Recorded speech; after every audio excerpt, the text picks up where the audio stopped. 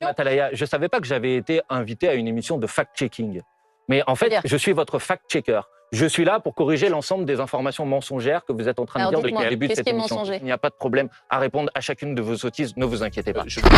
Manuel Bompard remet en place l'ensemble du plateau BFM TV sur l'hypocrisie des médias concernant les massacres de l'occupation israélienne en Palestine occupée. Ce dimanche s'est déroulée la marche controversée visant à lutter contre l'antisémitisme organisée par la présidente de l'Assemblée nationale Yael Braun-Pivet, rassemblant les personnalités politiques majeures du pays, dont les patrons d'extrême droite Éric Zemmour et Marine Le Pen. Selon Manuel Bompard, ce rassemblement n'est pas une marche contre l'antisémitisme, mais une marche en soutien à l'occupation israélienne responsable de crimes contre l'humanité à Gaza. Selon le député LFI, les principales personnalités à l'initiative de cette marche sont des soutiens inconditionnels au gouvernement d'extrême droite de l'occupation israélienne. Dire que le patron du CRIF est d'extrême droite. La position qu'il a exprimée hier est alignée sur le gouvernement d'extrême droite. Donc vous redites ce matin, Yonatan Arfi est d'extrême droite. La position qui a été exprimée hier par le CRIF, qui exonère de toute responsabilité l'armée israélienne à l'égard des massacres qui sont en cours depuis plusieurs semaines. Je ne suis pas ici sur les porte-parole du CRIF, mais ce n'est pas ce qu'il dit dans ce communiqué. Si, bien sûr que si. Bien sûr que si.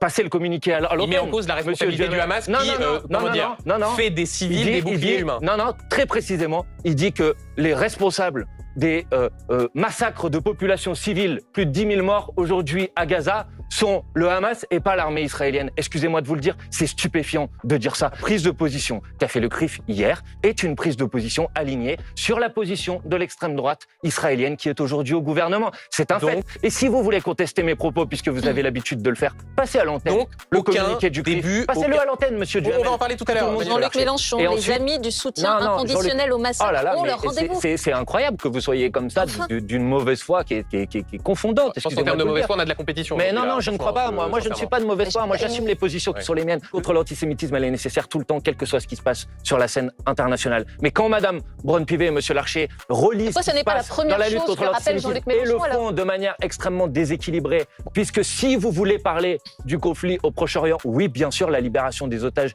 elle est nécessaire. Mais l'appel à la paix, l'appel au cessez-le-feu, l'appel à l'arrêt des massacres, elle est nécessaire aussi. Donc si vous voulez évoquer ce conflit, il faut avoir une position qui est une position équilibrée. Et ce n'est pas moi, c'est Madame Braun-Pivet qui est allée en Israël pour dire que rien ne devait empêcher Israël de se défendre. Ce n'est pas moi, c'est Madame Braun-Pivet qui est allée apporter un soutien inconditionnel à l'État israélien qui est responsable de plus de 10 000 morts dans la bande de Gaza. Voilà ce que je dis, ça me paraît très clair et je crois que les gens nous ont très bien compris. Agacé des arguments factuels de Manuel Bompard, l'ensemble des éditorialistes sont unanimes. La France insoumise est ambiguë avec l'antisémitisme. Pour étayer ces accusations, le journaliste controversé Benjamin Duhamel remet sur la table les déclarations du député LFI David Guiraud qui avait affirmé lors d'une conférence à Tunis qu'Israël avait déjà par le passé éventré une femme enceinte palestinienne et même tué un bébé palestinien en le mettant dans un four. Des propos qualifiés de négationnistes et antisémites selon les journalistes BFM TV. Des accusations inacceptables selon Manuel Bompard qui ne va pas aller avec le dos de la cuillère afin de démontrer factuellement point par point les imputations dont fait l'objet sa famille politique.